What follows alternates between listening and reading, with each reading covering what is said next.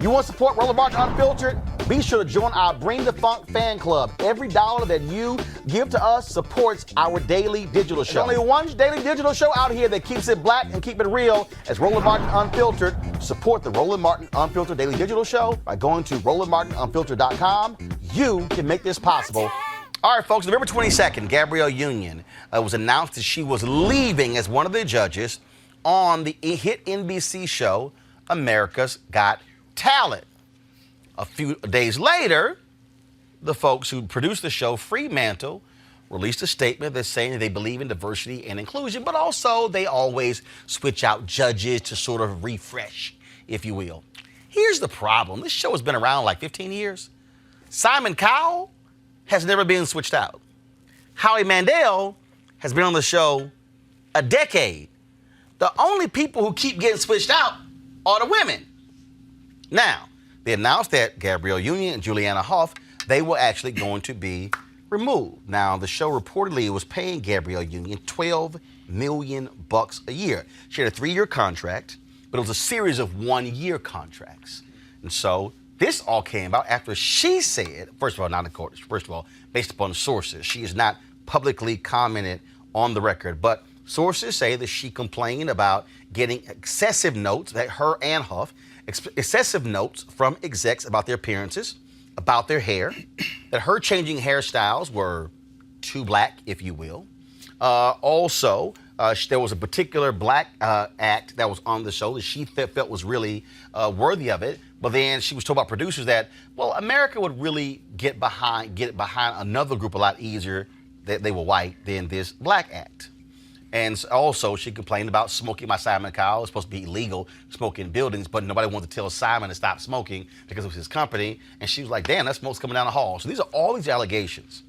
She says also that Jay Leno told what she felt was a racially insensitive joke. They showed this picture of Simon and his 4 dogs, I think, and he said, wow, it looks like a photo outside of a Korean restaurant. She said that ticked off some of the staffers who were Asian on the show, and she said folks should go to HR to complain.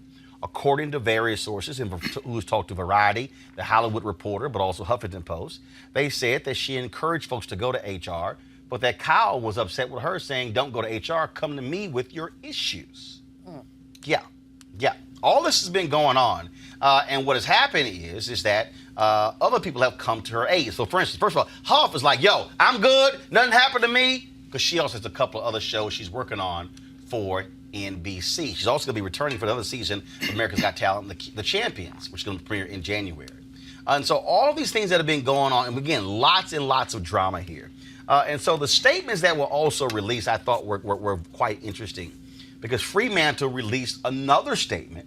Fremantle is the company that produces America's Got Talent. I mean, y'all all remember this is the same show Nick Cannon left because he said NBC didn't like him telling a particular joke on his comedy special.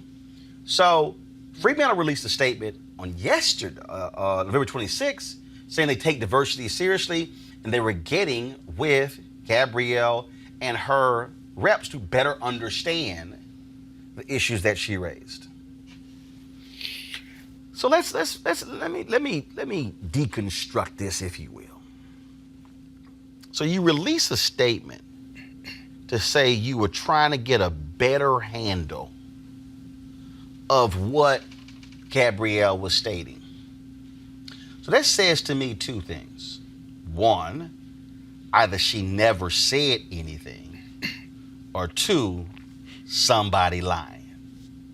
Because see, if she had taken these complaints to somebody on the show or the NBC human HR department, human resources, there should be documentation. There should be notes. There should be a meeting. There should be evidence of these complaints.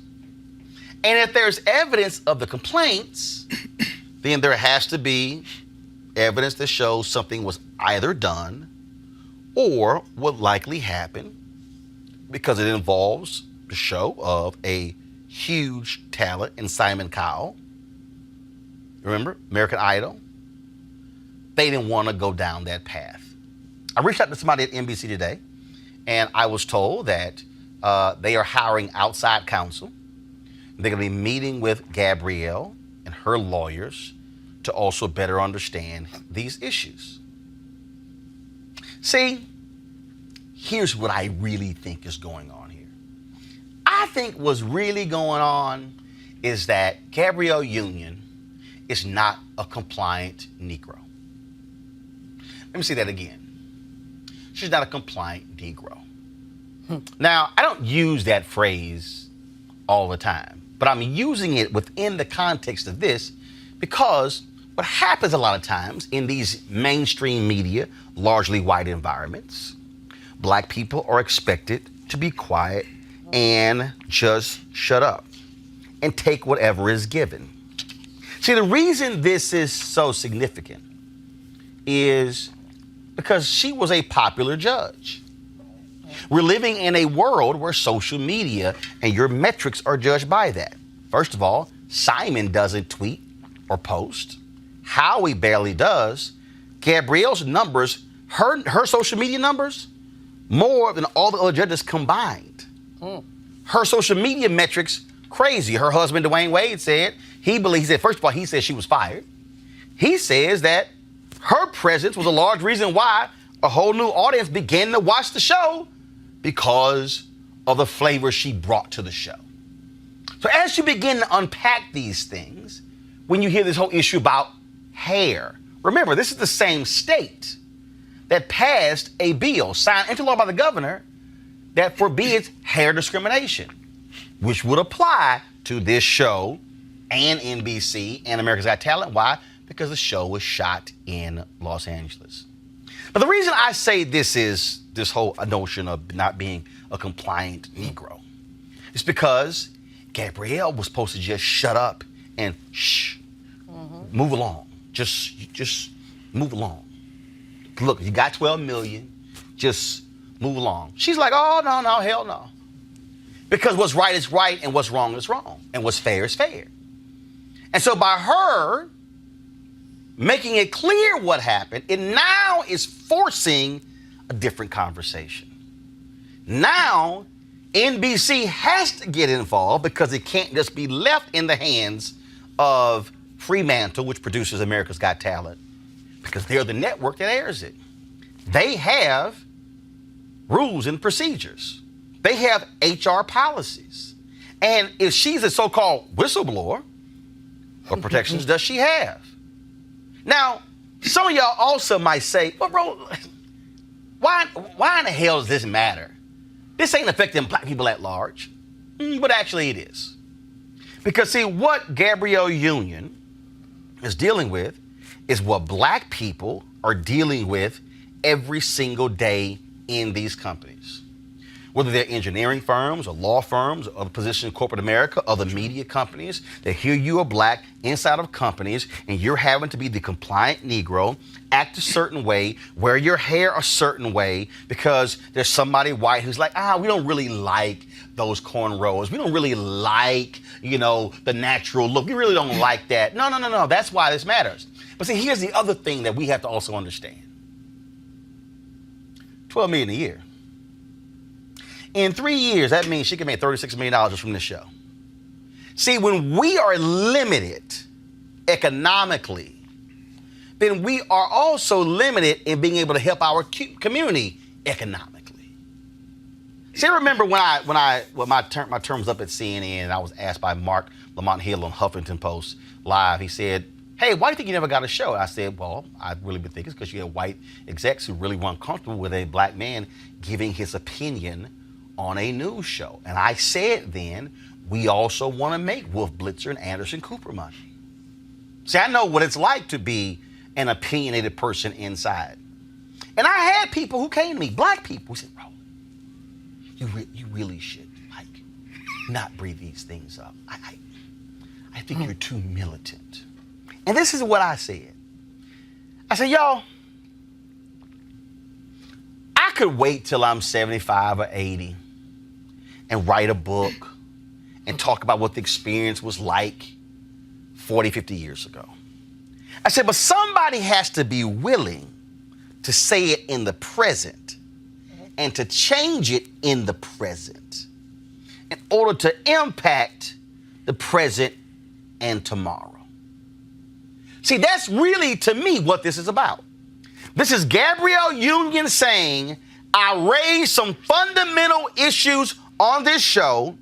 Clearly, some people were not happy with me raising these issues, so they expected this little black girl from Omaha to just move along, take your 1-year check, and go on with your other shows and your movies and just be happy. And she says, nah, hell no. So now they got to deal with her and her lawyers. And now SAG-AFTRA, Screen Actors Guild, are launching their own investigation because she's a SAG-AFTRA member. And so what now was an internal thing is now becoming an external thing. Now you got white women. Now, you know when white women start saying stuff, oh, Lord, people pay attention. Deborah Messing, Will and Grace Star, called out NBC saying, oh, y'all, this is the thing, they were protecting Matt Lauer, but now y'all dissing Gabrielle, standing with you. Ellen Pompeo on Grey's Anatomy saying, I'm standing with you, Gabrielle. Ariana Grande. But also was that they didn't realize all the black folks who was standing with Gabrielle Union. So now NBC has a much greater issue on their hand. And so I'm thankful that Gabrielle, someone who I know very well, who's a wonderful sister, not just a great actress, but just as a wonderful, kind-hearted sister who is taking a stand saying, no, this stuff has to be addressed. Because very few of us are in position to use our voice and not be canceled, and not be whiteballed, and not be denied opportunities. See, that's the other piece. Gabrielle has the advantage of being a successful actress, having her own clothing line, being married to retired star Dwayne Wade, that she ain't sitting here going, oh, Lord, where my next check coming from? That's why we got to have more people who have courage. See, I told y'all, I can't stand parking lot militants. I can't stand the people who, when they in the parking lot talking about what's going down and they ain't, and this wrong and this wrong and this wrong, yet when you go inside, they don't say nothing. You the only person speaking up. You're the only person challenging people in the office. You're the only person questioning what's going on. That's why this matters. So absolutely, I stand with Gabrielle Union. I was texting her earlier, telling her, sister, we with you. Because what she is addressing is what black women are dealing with. Black women who are TV anchors, black women who are actresses, the crap that Viola Davis has had to deal with. All of these things, they're dealing with because now we're in a position where black folks have platforms, where we have now more of us in these places who can now amplify these stories, more of us who can put this on Front Street and don't have to apologize. So when execs like at NBC start getting emails from folks like me, they realize, they paying attention. When black people on Twitter are talking about these things. See, this thing goes, and I'm trying to help you out, goes way, way deeper than just what's happening with Gabrielle Union. We have this segment called Crazy Ass White People. And I had black people hit me up, man, why you call it that? Because it's some crazy ass white people. Because there are white people in America right now who are stopping black folks from leaving the buildings where they live. We're going to show y'all a video later. Black man delivering packages for UPS and the white woman challenging whether or not he actually works at UPS. Black people are having to deal with stuff that other folk aren't having to deal with. And so don't just assume that this is just one of those stories you can ignore and it's really no big deal. No, it goes much deeper than that. And that's why it's important. And that's why we want to talk about it. And that's why I had this commentary this morning, Tom Joyner Morning Show. And that's why we're discussing it now, because it matters. And Julianne, again, if we dismiss this as just an entertainment story, we lose sight that this is literally happening to black women and black men in companies all across America where they want us to just shut up, take it, and go home, or lead a company and don't say nothing. And conform, to conform. They have a look that they want. They have a, just a metric. So they want us to conform. I really appreciate Gabrielle Union because she's really raising a lot of issues in terms of the intersection between race and gender. I really appreciate the fact, how does someone tell you your hair is too black? What is too black? I mean, that's an absurd statement. You're too black.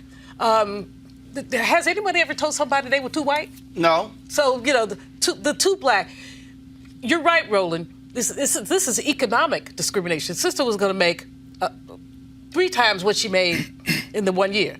Right. And a 3-year deal. That's $36 million. She had a contract, but they let her go for some specious reasons, talking about, well, we mix it up all the time. No, you don't mix it up all the time. First of all, you don't switch them off the 1 year. Come on. And the other thing is a smoking issue. I mean, in California, you cannot smoke in the workplace. Here, we in D.C. And look, I'm allergic to smoke. I worked at a radio station in Dallas, longtime DJ, Cousin Lenny. Man, he smoked like a smokestack, knocked me off the air for a whole week. I went to the general manager, like, say, player, either he gonna stop smoking or I ain't walking into that control room. It's a health issue. It absolutely is. But according to sources, that Simon, can't nobody tell Simon what to do. He all-powerful, Simon Cowell, so just, girl, be quiet, just let him smoke. She has a mega lawsuit on her hands if she wants to do that, because the hair issue, the smoking issue, his behavior, the racist jokes, I mean, she has a lawsuit on her hands. I'm going to play this video, Cleo, before I go to you. And Viola Davis, they had this discussion at the Paley Center, and they were talking about, and she was talking about, how many pilots she worked on and failed shows, and how she wanted to play this character on How to Get Away with Murder. But it also is a peak, and she's talked about this before, in terms of what the reality is like for a black woman in Hollywood. I want y'all to listen to this. We're going to come back to Cleo on this one here. I had decided never to do TV ever again after I did it. I've done 9 failed TV pilots. Wow. Really? Yeah. 9 failed TV. And the last one I did, I worked an average of 21-hour days. So I said, and I had to drive 53 miles one way to work. El Segundo Studio, so I was like, fuck no, I'm not doing that. But then Shonda called, and at first, this is #1 call sheet, so. Don't feel bad. It was not written for an African American specifically. So I think they went out to Diane Lane, Jennifer Connelly, and they wanted to screen test me. Not us. Not you. Not you, not Pete, not this extraordinary man right here who I love more than anything on the earth. But they wanted to screen test, the network wanted to screen test me, but my manager resisted, and I was a little resistant because I said sexualized, sociopathic. I mean, I'm used to wearing aprons and holding babies. But I remember I finally signed on after I spoke to, I don't know if you were on the phone, and Betsy Beers and Shonda Rhimes. I was just saying, yeah, because I said, I want to be a real woman. Yeah. If I could be a real woman, if I don't have to walk around in heels, because I know y'all talk about me walking in my heels. And that's a little fucked up of y'all. But I said, but then and after that, I said, yes, and it totally changed my life. You also said one other thing. Oh, shit. It was a very short call, which I love. It's like, oh, she's direct, she's efficient. Mm-hmm. You said you wanted to take off your wig. Yep, because I said if I take off my wig, then you have to deal with that shit that you see underneath it. Then you have to write that, not write the, the tight ass and, the sex scenes or whatever. You have to write a real woman. And Pete said, oh, yeah, we could do that. And so I had no idea what it would mean. This is the reality that black women got to deal with in Hollywood, but also beyond Hollywood. I'm still getting used to the linguistic richness of being unfiltered, Roland. Well, that's why the show called Unfiltered. Because in the words of Tyler Perry, I own this shit. Go ahead. Well, there's a few things I want to mention. I'll be short. One is that I hope that Miss Union is inspiring other black people to come out of the white accommodationist closet and be black and real. Because not only does this hurt people's career, it hurt people psychologically. Even if they look successful to us, a lot of people under their skin are hurting because they didn't get to be black and be who they fully are because they're trying to keep a big paycheck. So I hope that she is inspiring other people to come on out and be real and use her as a role model. The other issue that I want to look at, though, is that a lot of people think that television is simply ran by ratings. And it's not always ran by ratings. This is an example of that. She brought a flavor to the show, as you mentioned. She brought an expanded audience, which means expanded money, supposedly, and expanded sponsors, but that she would not be an accommodator. They got rid of her anyway, which means, in theory, they're making a financial risk. But white power sometimes trumps, for lack of a better word, money. And some of us don't realize that. I think that's what happened with Arsenio Hall, that he stepped up on his own and did what he wanted to do. And white folks said, no, we can't have this. We have to cut this right now so other black people won't step up and think they can do what they want to do. And yes, this is an issue that has affected women for years who could not have their own hair. I know of several women who've quit the business of being on camera because they got tired of the humiliation. So again, I hope that she is a role model for everybody else. The accommodationist part, Mustafa, is really important because the reality is this. White folks get to be white. They get to do white shit. They get to say white shit. Now, I know somebody's saying, what is do white shit and say white shit? But the reality is, we have always had to temper. We've always had, we've got to change our attire, change what we say, change how we say it, all those things, because we have to make somebody else comfortable. Damn the fact that the audience sees it as one way. See, I've been there. See, all these black folks, I get a kick out of black folks today who turn on MSNBC, and when they see Joanne Reed and they see, turn over to CNN and see Angela Rye and see all these people. I remember when there were only two of us. And I remember the conversations when I got pulled aside.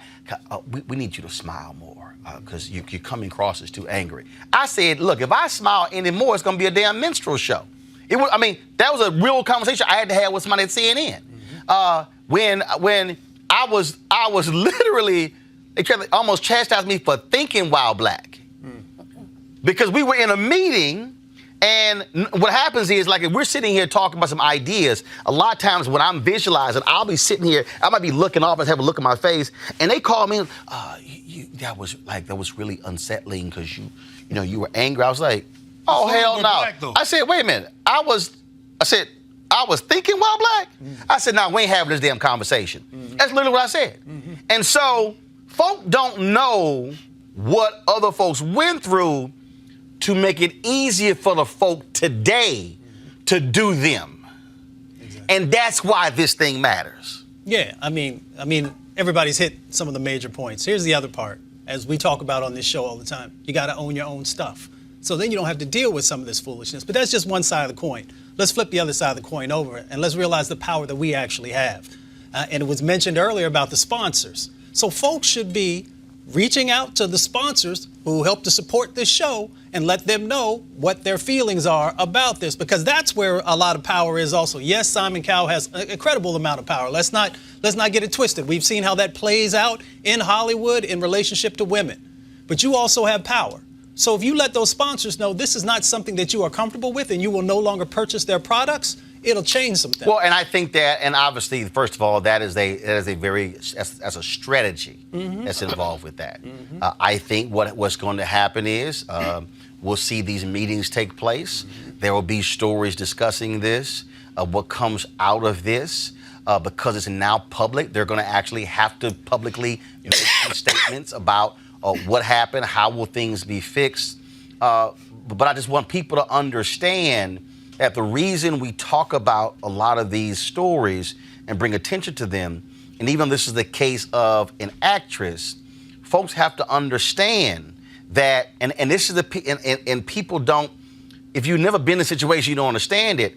I mean, I remember there were times when other people who had lower profiles at CNN couldn't say nothing.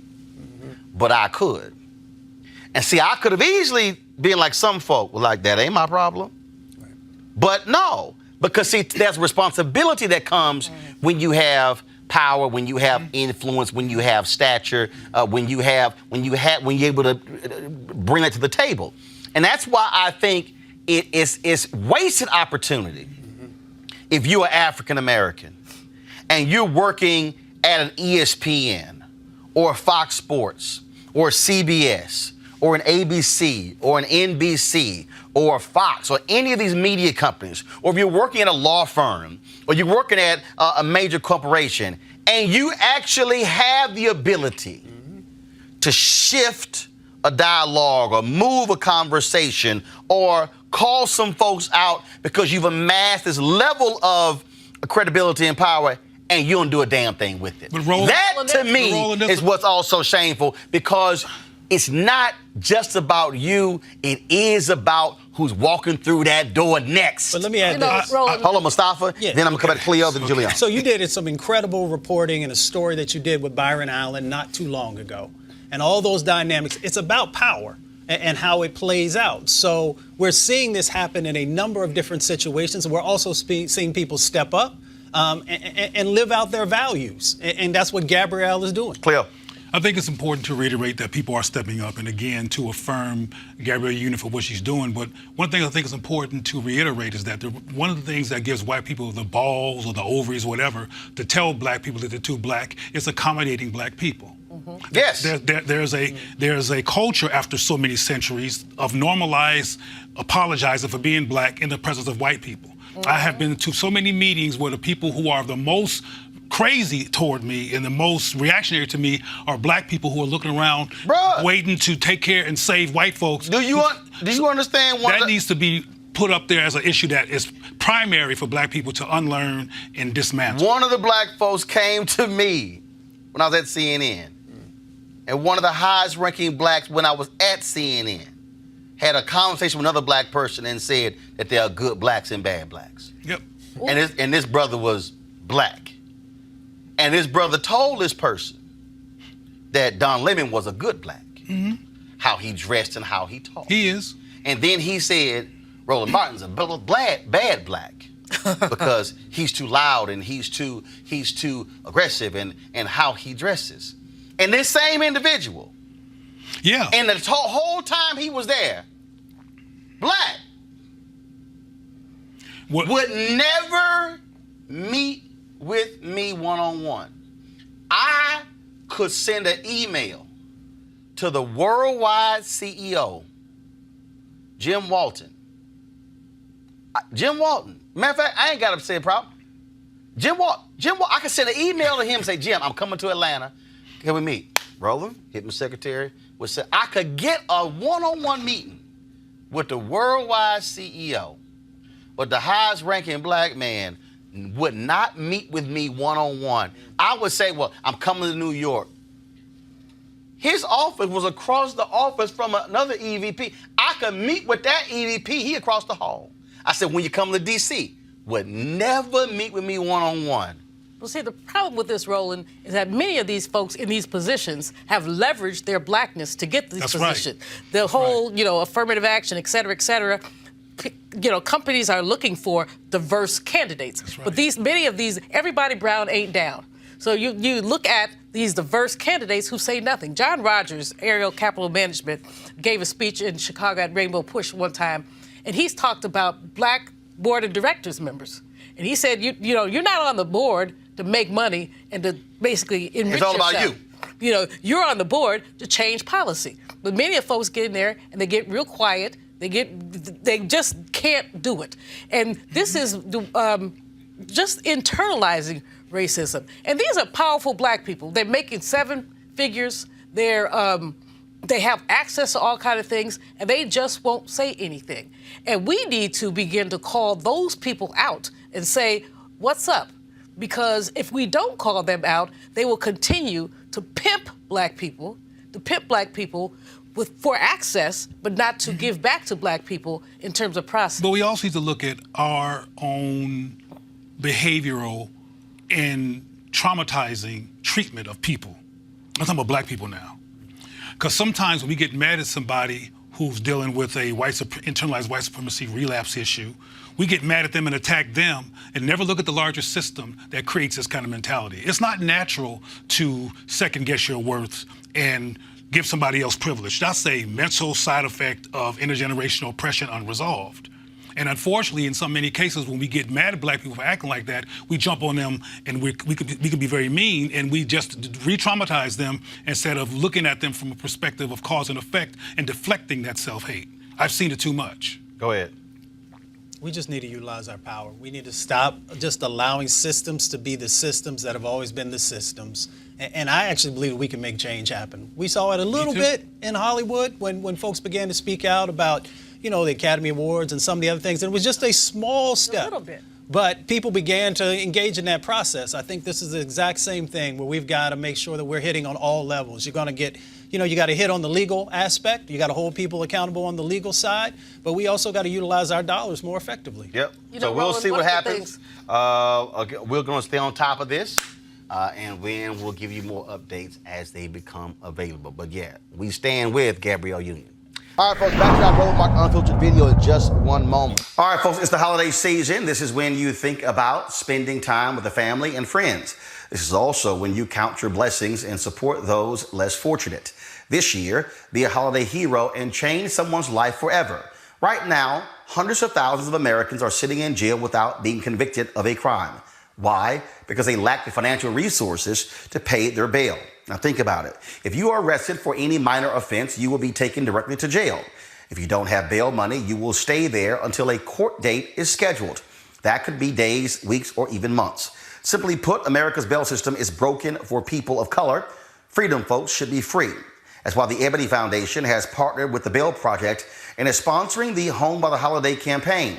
The Bail Project has helped bail out thousands of people over the years. And with your help, we plan to bail out 1,000 people by New Year's Day. How's that for a holiday gift? A donation from you today can change someone's life tomorrow. Did you know people of color represent upwards of 90% of the jail population across the country? Without bail, nearly 90% of those charged with misdemeanors plead guilty. However, with paid bail, less than 2% receive a jail sentence. Folks, sometimes justice needs just us to fight to join the fight. You can be a holiday hero by donating $25, $50 or more to help the Ebony Foundation bring our brothers and sisters home by the holiday. To donate, go to homebytheholiday.com. It's homebytheholiday.com. Now back to your Roland Martin Unfiltered video.